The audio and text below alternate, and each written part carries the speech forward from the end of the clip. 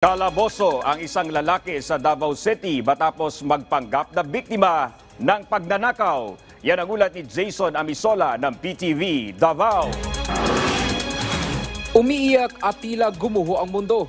Ito ang makikita sa in-upload na litrato ng isang netizen matapos ma-hold up ang kanyang kapatid habang nagde-deliver.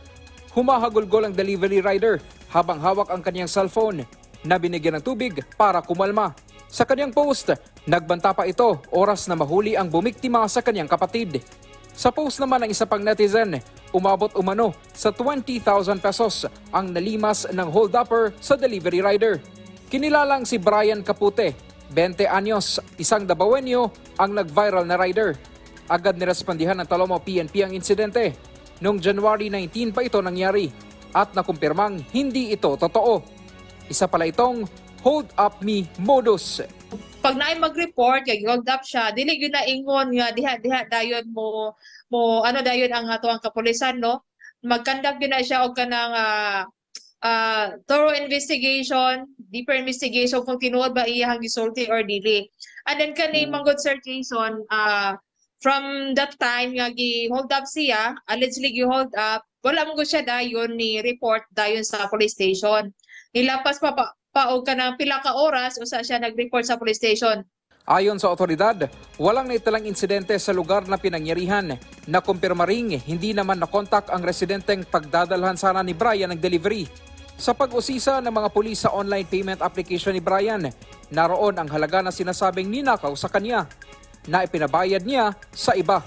Sa eksklusibong panayam ng PTV Davao sa kanyang employer na si Mark Anthony, sinabi niyang naniwala siya agad dahil humahagulgol ang rider nang tumawag sa kanya.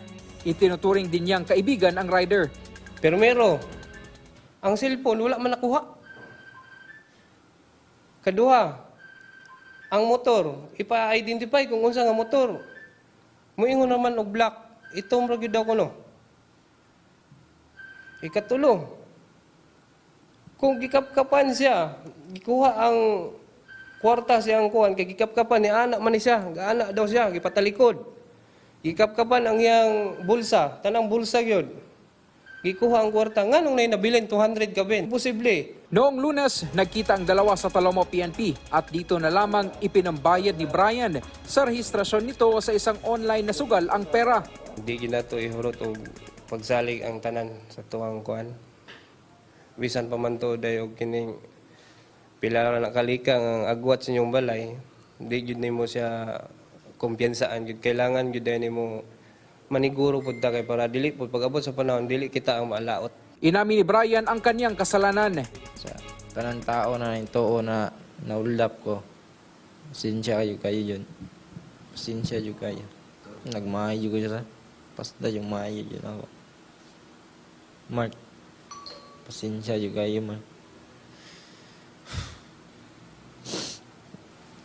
Sorry yun kayo dyan. Pasensya. Day, sorry kayo dyan, Day. Nasa kustodiya na ng Talomo Police Station si Brian at haharap ng kasong paglabag sa Revised Penal Code, Article 154 at Public Alarm and Scandal at Qualified Theft. Dili na nila buhaton kay nga to ang kapulisan, dili lang ingon nga motuo sa mga allegation gyud Sir Jason, no, magkanaka pa nila og investigation. Sorry sa mga pasensya sa mga taong nabulgar ang ilang mga modos nga dili lang makadaot sa tuang seguridad diri sa tuang siyudad sa Davao, kundi una-una nila makadaot sa ilang pamilya, Sir Jason. Nagpaalala rin sa ngayon ang kapulisan sa mga netizens na maging responsable online, lalo na upang hindi makapagbigay ng pangamba sa publiko, lalo na sa mga lugar na kung saan nangyari ang insidente. Mula rito sa Davao City, Jason Amisola para sa Bayan.